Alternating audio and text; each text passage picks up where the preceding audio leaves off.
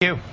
So, in addition to Romney's whiteboard Medicare antics, he's also out with a new attack line on the president that he's been reiterating. Let's take a listen.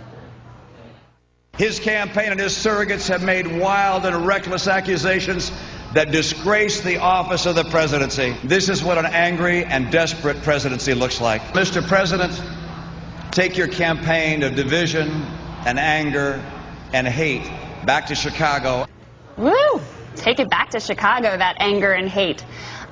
So when I listen to that, to me the words seem sort of loaded, but I wanted to get you all's thoughts. Tori, what did you think about that? Yeah, I mean, that really bothered me. You notice he says anger twice. He's really trying to use racial coding and access some really deep stereotypes about the angry black man. This is part of the playbook against Obama, the otherization. He's not like us. I know it's a heavy thing to say. I don't say it lightly, but this is niggerization. You are not one of us, and then you are like the scary black man who we've been trained to fear. And the idea of locating anger around Barack Obama just doesn't fit with who he is and who he has trained himself to be, going back to high school, training himself to be no drama Obama. So who are they talking to then here? Well, but they're talking to people who are trained to hate him, who want to hate him. It's a base turnout election, so this is how we can rev up the base to work against him. Let me get this straight, just so I have this straight. In addition to calling Mitt Romney something of a racist and the whole of the base as racist, Joe Biden makes a racially charged comment, which you and many others on the left called divisive. Mitt Romney comes out, calls that comment divisive, but because he used the word angry, now his is the racially charged comment. Do you see how dishonest that is?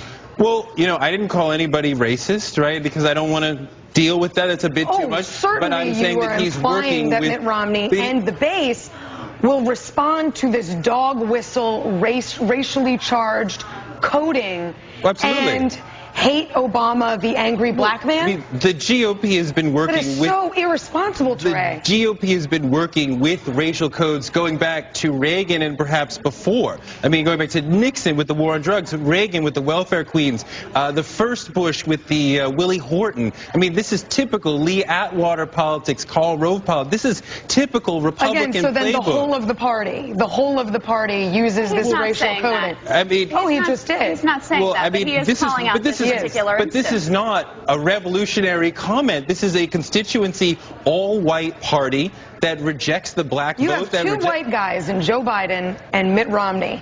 Joe Biden made the overtly racial comment and has a history of making bigoted remarks. Mitt Romney was responding to that comment, and yet he is the one responsible for the whole Republican history of racism in politics. But that's not what Tori's saying. But he's using... No, he can speak for himself. No, but he's using the playbook that Republicans have been using for decades now. And I was just waiting...